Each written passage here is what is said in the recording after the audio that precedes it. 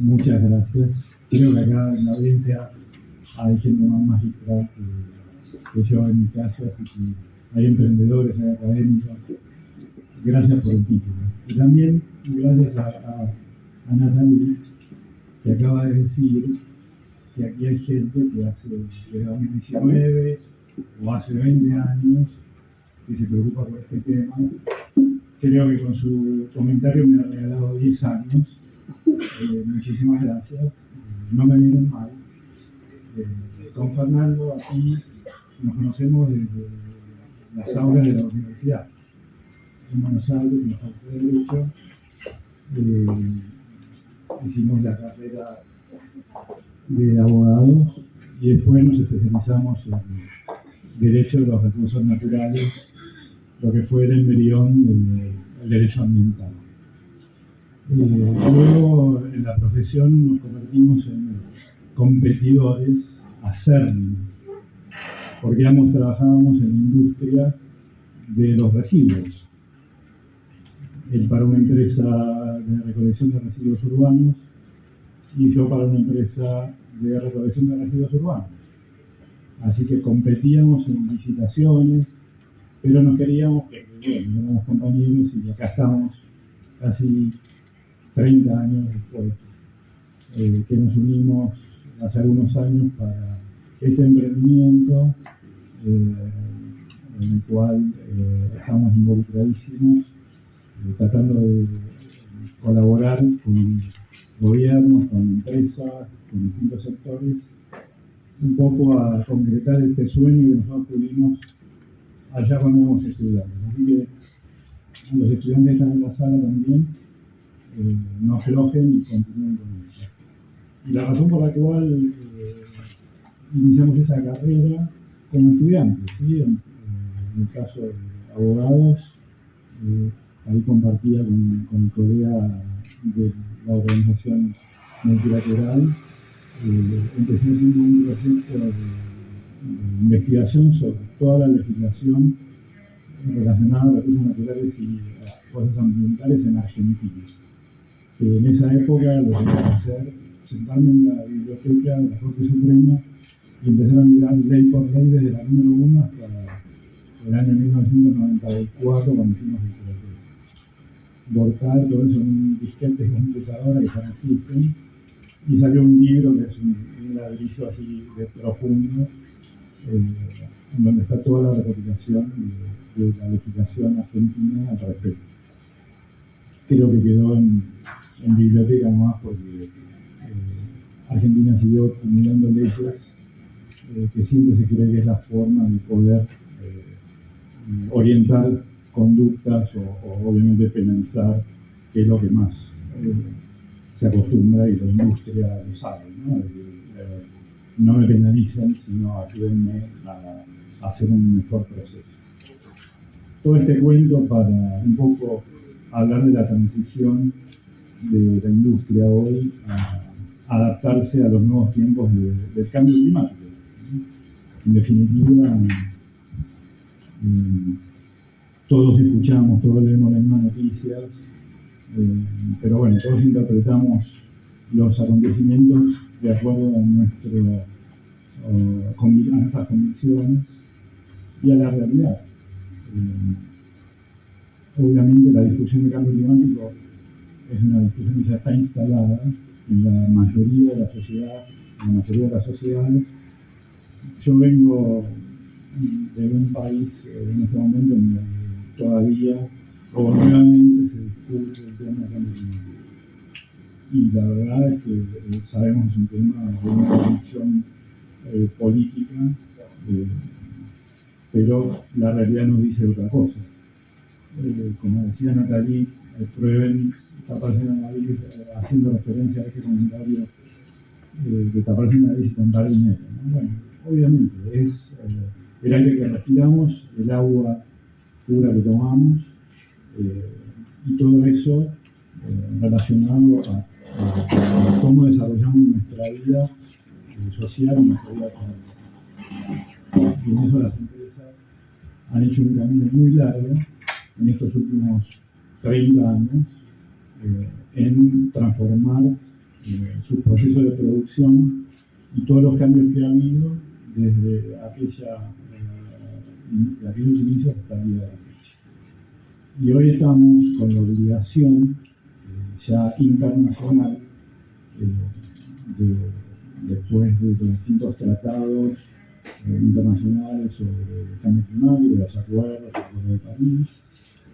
No voy a hacer toda la historia que todos seguramente ya conocemos, pero eso obviamente tiene un impacto en la forma en la cual vivimos, producimos y consumimos, que es obviamente el tema central. No vamos a dejar de consumir porque todos vivimos consumiendo de alguna manera u otra, pero sí lo debemos hacer en forma eficiente, ¿no? Y la eficiencia básicamente en el consumo de la energía, ¿no? Ya en reuniones internacionales de mitad de los 80 se identificó el problema del consumo de la energía como un principal problema ambiental. No hay otro problema ambiental que no se base en el consumo de energía. Y en estos últimos 30 años sufrido la transformación de la producción de energía, el consumo de energía en forma eficiente y hoy en forma renovable. Todo eso obviamente tiene impacto no solamente en cómo producimos, cómo consumimos, sino además, ahí hablando con mi colega del organismo multilateral, sobre el tema de cómo financiamos todas estas actividades. Y cada vez va apareciendo, o vamos descubriendo como sociedad, como actores sociales, un elemento donde hemos hecho transformaciones en la forma de producir, usando recursos de otra manera, hicimos diferentes, utilizando maquinaria diferente, todo tiende a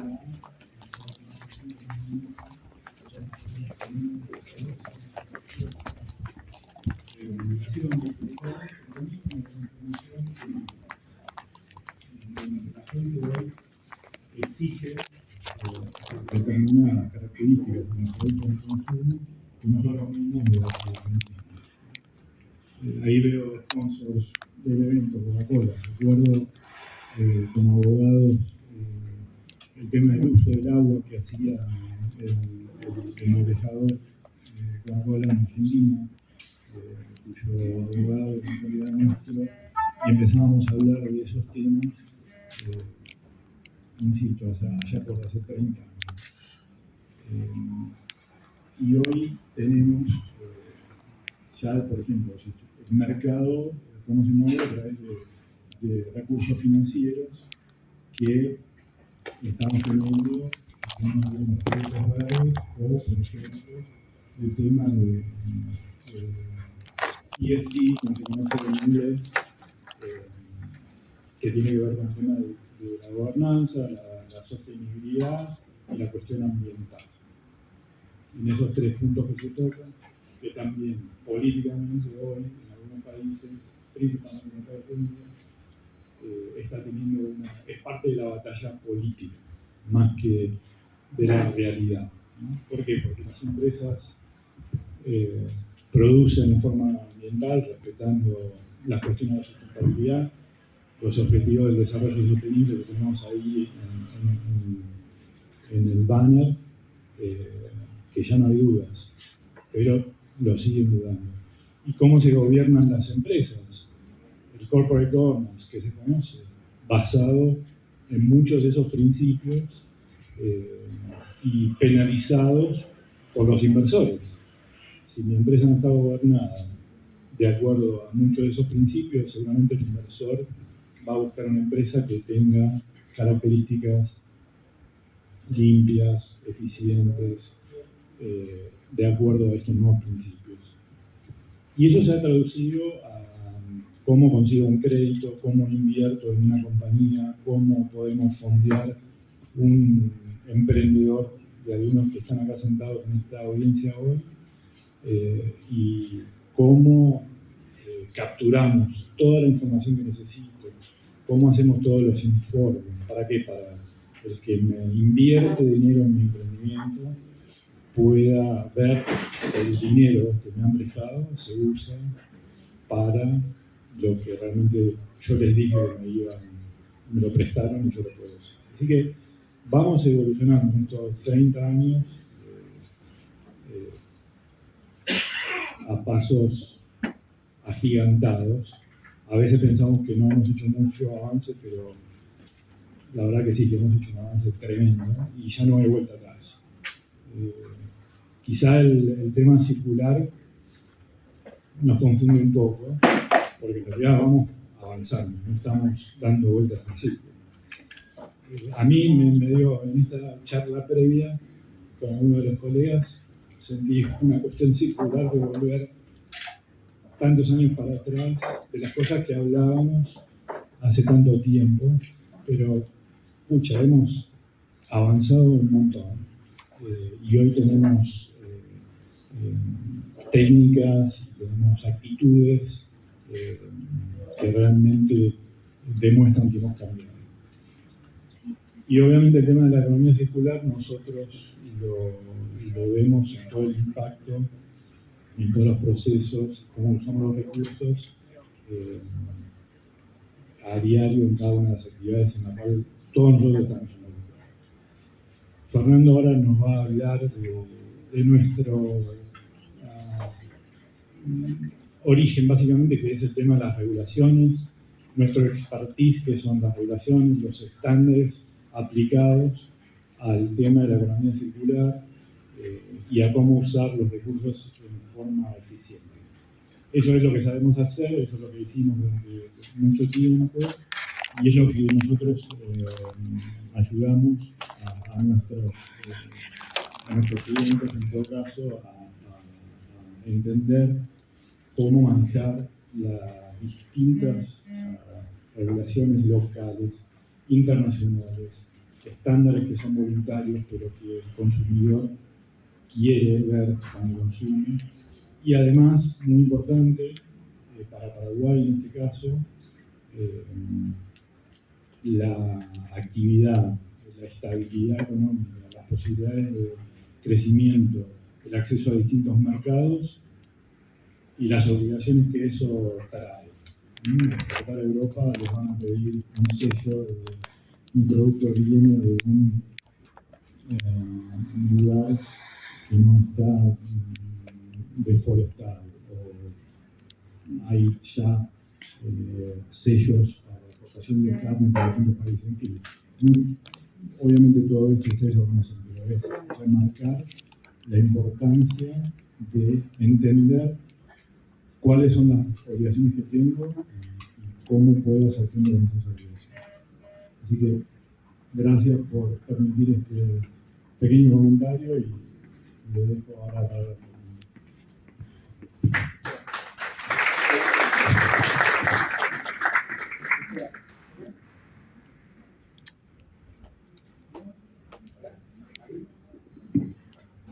Bueno, gracias por la introducción. Sí, gracias por la invitación. No se escucha, ahí se escucha, ahí se escucha. Bueno, un poco pretencioso lo del charla magistral, en realidad creo que es una charla y poder compartir con ustedes un poco la experiencia a través de estos años. La primera diapositiva, un poco lo que pretende plasmar es el tema de la relación que tiene el cambio climático con el tema de la economía circular, porque vemos como que las cosas están disociadas y en realidad yo veo todo esto, por lo menos la visión que tenemos con Hernán, es que todo de alguna manera está vinculado, ¿no? Yo acá lo que quiero evidenciar en esta primera diapositiva es que tenemos un modelo, que es el modelo lineal, donde tenemos la extracción, la producción, el uso y los residuos que van en una cadena, pero que en esa cadena va a haber siempre emisiones asociadas, o sea, desde la primera etapa a la última etapa. Cuando estábamos hablando antes también en la previa, el tema de lo que son el tema de las emisiones, ¿no? Entonces, cuando uno hace un inventario de emisiones de gases de efecto invernadero, lo que estás tomando en cuenta de alguna manera son las distintas actividades que van a generar esas emisiones. Y en el caso de lo que es la economía circular, mejor dicho, la economía global lineal, vamos a ver de que esas emisiones están mucho más, van a ser mucho más altas que en el caso de una economía circular. Bueno, acá está un poco de la típica diapositiva donde repetimos lo que ya sabemos prácticamente todos, ¿no? Que tenemos el caso de los recursos siempre son finitos y al planeta, de alguna manera, lo que estamos haciendo es extrayendo esos recursos, energía y todo ese tipo de extracción y producción, de alguna manera, en algún momento se puede llegar a llega a ser un límite. Entonces, ¿qué pasa? Tenemos una capacidad limitada. Esa capacidad limitada vamos a tener que tratar de alguna manera hacerla sostenible. Bueno, tenemos varios modelos. Uno de los primeros modelos que empezaron a estudiar el tema de la economía circular en profundidad es la Fundación Ellen MacArthur. Ellen MacArthur, esa fundación, plasmó tres principios. Un primer principio era el de preservar y mejorar el capital natural, controlando las reservas finitas y equilibrando los flujos de recursos renovables. Eso lo tenemos como gestión de flujo y stock. O sea, en todo esto, el stock va a ser importante, porque si nos comemos el stock, esto es como en tu casa. Yo en mi casa me como el stock de las cosas que tengo acumulando, es un momento que no tengo nada. Entonces, tenemos que tener en cuenta claramente cuál es el stock. Después vamos a hablar de cómo calculamos ese stock, porque eso también va a ser un tema crítico. O sea, tenemos que tener en cuenta cuál es la línea de base de ese stock que tenemos o esos flujos que vamos a manejar. Un segundo principio es el de optimizar el uso de esos recursos. Nosotros a veces no tomamos conciencia de los recursos que utilizamos y que estamos tirando a la basura. Antes, estábamos también hablando en la previa, ¿cuántos procesos industriales usan una determinada materia prima que luego de ser utilizada en ese proceso, la llevan a disposición final porque en ciertos lugares la legislación las encuadra legalmente como un residuo que tiene que ser dispuesto de una determinada manera? A ver, hay un tema que también, estos son temas que ya venimos hablando hace muchos años, o sea, no son cosas nuevas, son cosas que ya las hemos, diría yo, discutido y charlado hace mucho tiempo. Se habla siempre de la materia prima secundaria, ¿no? Hablamos del tema de la materia prima secundaria, pero a veces los mismos gobiernos o las mismas legislaciones no nos permiten poder utilizar esas materias primas secundarias en los subprocesos. Entonces, a veces hay ciertas contradicciones que hay que ayudar a corregir. Yo voy a dar un pequeño ejemplo que lo conversaba antes, que es, el año pasado hicimos un estudio para una empresa farmacéutica. Esta empresa farmacéutica usaba para las APIs, para los principios activos, usaba acetona que le salía realmente muy, muy cara, porque era acetona de alta calidad para el proceso productivo que tenían que generar esas APIs. El punto era que una vez que usaban esa acetona, ellos ya no la podían volver a utilizar para el proceso. ¿Por qué? Porque los estándares de calidad de la industria farmacéutica son muy altos, entonces no podían volver a utilizarlos.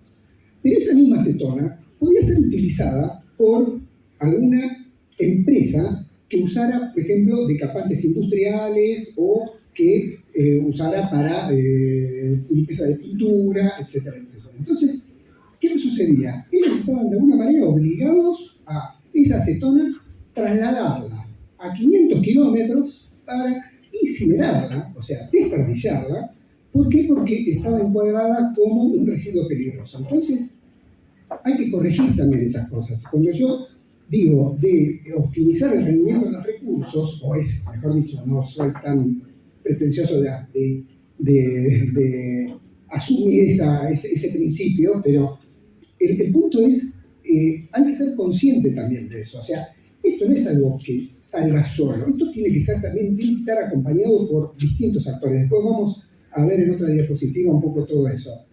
Y un tercer punto, un tercer principio, es fomentar la eficacia del sistema, eliminando las externalidades negativas. Y acá también es otro tema que también lo discutimos desde hace tiempo, que es el tema de internalizar las externalidades. ¿Cuántas veces escuchamos eso, no? El tema de los residuos, el tema de que está vinculado con la disposición final. O sea, yo tengo un producto, desarrollo un servicio, y ese producto o servicio, de alguna manera, tengo que tener en cuenta del desarrollo de la cuna a la tumba. Entonces, ¿qué es un poco lo que se está, de alguna manera, impulsando ahora, ¿no? Porque antes era como que vendo el producto y lo que era el packaging, todo lo que estaba asociado a ese producto, era algo que tenía que asumir la sociedad buscando lo que era la disposición final de ese residuo. Entonces, dicho esto, este es un primer modelo. Ahora vamos a ver otro modelo, que es el modelo que de alguna manera es el de la ISO. Yo no quiero, por ahí quiero que esto sea un poco más ameno, ¿no? Porque por ahí a veces son muchos conceptos, muchas cosas que hay que digerir. Pero bueno, acá básicamente, fíjense que del modelo lineal pasamos a un modelo circular donde tenemos extracción, producción, uso, pero ya hablamos de recursos recuperables y lo que ya no queda, que no puede ser dispuesto de ninguna otra manera, esos son los recursos no recuperables y habrá que buscarles una disposición final. Después está una cosa que realmente es bastante interesante. Pasamos de las famosas 3 R's, en su momento se fueron a 9 R's. O sea, ahora estamos hablando de muchas más R's, ¿no? Antes teníamos reutilizar, reciclar y usar, y ahora tenemos 9, ¿no? Tenemos la energía, tenemos tema de reparar, reutilizar, recondicionar, repensar, rechazar. Entonces, ya vamos sumando otras herramientas, ¿no? Como para incorporarlas dentro de lo que es el criterio de la economía circular. ¿Por qué? Porque si vamos a una economía circular, vamos a, de alguna manera, evidentemente, facilitar la contribución hacia un desarrollo sostenible, ¿no? Porque acá esa es un poco también la idea. Esto es el proceso de transición. Fíjense que tenemos la economía circular arriba como eje principal, del cual van a decantar los sectores, los efectos ambientales y los efectos socioeconómicos, ¿no? Y el impacto a nivel nacional y global. Esta diapositiva tiene un poco el objetivo de mostrar que si hacemos reciclaje, uso eficiente de los recursos, uso de fuentes de energías renovables, remanufactura y reuso, producto como servicio, que eso es un tema que me voy a detener un momento. ¿Cuántas veces tenemos activos que por ahí usamos una vez sola, ¿no? Y por ahí hay varios que pueden llegar a utilizar? Voy a dar un ejemplo muy simple para que se entienda. Vivís en un complejo de viviendas, y cada uno tiene su pequeño jardincito, ¿no? Cada uno se va a comprar una cortadora de césped, pueden comprar una sola cortadora de césped para que la usen ellos de manera de uso común. Entonces, hay que, de alguna manera, como diría yo, cambiar el chip, ¿no? de mental y decir, bueno, vamos a pensar un poco cómo podemos optimizar, porque eso también no solo es el hecho de que cada uno tenga su cortadora de césped, sino lo que implica eso. Implica que cada cortadora de césped tiene ciertos materiales que se usaron, que se extrajeron, que llegaron para poder montarse. Entonces, ese es un poco el cambio de mentalidad que requiere la economía circular. Después tenemos, bueno, obviamente, patrones de modelos compartidos, cambio de patrones de consumo, todas esas son parte de lo que es el eje de la economía circular. Los efectos en los sectores, obviamente que va a haber mayor disponibilidad de material, cambio de patrones en la demanda, desarrollo de nuevos productos, ciclo de vida más largos y cambios en la estructura de costos. Acá hay un tema también interesante, cuando hablo de ciclo de vida más largos, hay un tema que siempre lo hemos discutido con algunos colegas, el tema de la obsolescencia programada. O sea, ¿cuántas veces, no sé si han escuchado hablar de ese término? Hay un ejemplo que por naturaleza vinculado a lo que es la obsolescencia programada, que es las lámparas, ¿no? Dice que ese concepto se inició con las lamparitas de luz, ¿no? Entonces, fíjense la evolución de eso. En su momento, las lámparas las habían fabricado para que tengan una determinada vida útil y que a las 1000 horas de uso dejaran de funcionar. ¿Para qué? Para que poder fabricar más y poder seguir una rueda de producción de esa lamparita. ¿A dónde estamos llegando hoy por hoy? A un sistema que puede ser de producto como servicio, porque ya hay empresas que hoy venden un servicio de iluminación. ¿Qué significa esto? Que ellos te estudian el lugar donde hay que iluminar, el tipo de luminaria, te instalan las luminarias y cuando hay que cambiar algún foquito, ellos se lo llevan y el foquito que quedó inutilizado, ellos se ocupan de hacer la disposición final de una manera adecuada o hacer el reciclaje, porque de esa manera están optimizando los recursos. Eso se va viendo cada vez más, ese tipo de productos como servicio, porque tiene que ver con la economía circular, obviamente, porque vos ahí lo que tenés es claramente un beneficio en términos de gestión final de lo que sería un material ya no más utilizable.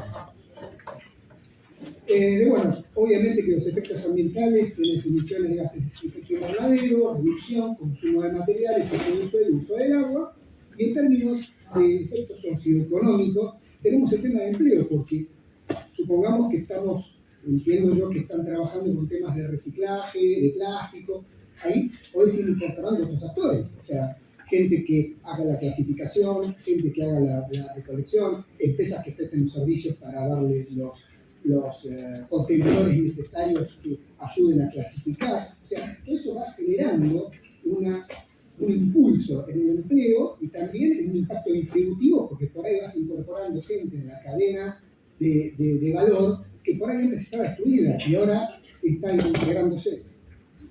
¿Cómo estoy de tiempo? Porque no me quiero pasar demasiado. Bueno, esta es una diapositiva donde de alguna manera vemos lo que sería el proceso de transición de la economía lineal a la circular. Tenemos una fase de innovación, una de predesarrollo, arranque y estabilización. Una fase formativa y de crecimiento. Esto más que nada es el título informativo. Entonces, un tema que también es interesante remarcar, cómo fue que el COVID, ¿no? la pandemia, de alguna manera también puso en evidencia las limitaciones de la economía lineal. ¿Esto qué significa? Nosotros, en Argentina, pasamos una de las cuarentenas más largas de caso del mundo, ¿no? O sea, creo que metimos el récord, ¿no? de encierro. Pero eso también implicó que de alguna manera evidenciaba que por ahí la distribución de ciertos productos que dependían del exterior no era por el tema de la pandemia. Entonces, lo primero que a mí se me ocurrió o pensé alrededor de eso es el tema de el compra local, ¿no? Y yo creo que, bueno, acá Paraguay tiene un poco también ese tema de producción local versus producción de ciertos insumos que vienen de afuera. Entonces esa dependencia está claramente marcada. Y todo esto que estamos hablando tiene mucho que ver también con esa posibilidad de desarrollar ciertos productos y servicios que sean locales.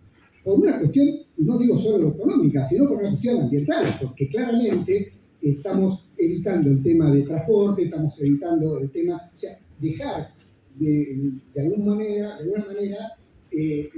la producción en función de los recursos que uno tiene. Yo creo que afortunadamente nuestros países tienen riqueza, ¿no? O sea, no es que nos falte. En el caso de Paraguay, una de las cosas que más valoro es todo el tema de la producción energética. Ustedes tienen una matriz energética que es envidiable, ¿no? Porque ya arranca con toda energía de generación de renovables, ¿no? La matriz. Después, bueno, tienen quizás como contracara el combustible, tiene que ser prácticamente todo importado, pero bueno, son puntos que también habría que destacar o subrayar. Después, bueno, las limitaciones económicas y prácticas de la economía circular es el tema, obviamente, de las tasas de reciclaje. Escuchaba hablar al principio acá del tema de soluciones que comentabas el tema de...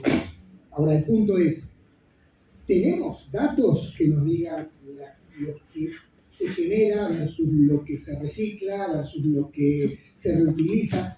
Eso es un tema que también hay que ver, ¿no? Hay un paradigma, diría yo, de la gestión que tiene que ver, lo que no se mide no se puede mejorar, no se puede corregir. Entonces, hay veces que tenemos que también poner el ojo en qué cantidad de residuos, no sé, se generan acá en Asunción o en Paraguay o en distintos distritos y poder ver de qué manera todas estas acciones que vamos a poner en marcha en función de la implementación de una economía circular, cómo impactan en eso, porque supuestamente debería haber menos residuos que van al relleno sanitario, debería haber más material secundario ingresado en distintos tipos de industrias, etc.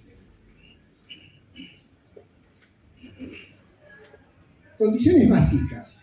¿A qué llamamos condiciones básicas? Si queremos avanzar hacia una economía circular, tiene que haber un apoyo, una visión que sea atractiva para el cambio y para las partes interesadas. Obviamente, vivimos en una sociedad donde cada una de las partes que puede llegar a tener un rol destacado dentro de lo que es la economía circular, va a tener que tener algún tipo de beneficio o algún tipo de retorno, si no, no va a resultar atractivo. O sea, es un típico ejemplo que tiene que ver con la parte quizás de reciclaje, o sea, vuelvo un poco a lo mismo que decía antes, es internalizar esas externalidades. Antes teníamos por ahí, nosotros tenemos en Buenos Aires, en Argentina, todo lo que es el circuito de los recicladores, de los recolectores, entonces, pero esa gente está de alguna manera incorporada en la economía formal, ya no está, en algún momento uno escuchaba por ahí decir de que el tema del reciclaje tenía los costos asociados de alguna manera hundidos, ¿no? Porque era como que no los clínicos roban la fórmula. Voy a ir más rápido porque me quedan 5 minutos. ¿Sabes? Tema de indicadores. Obviamente una de las claves es generar los indicadores. ¿Para qué? Para apoyar las políticas, monitorear el impacto, rastrear el progreso hacia metas específicas. Voy a ir bien veloz ahora.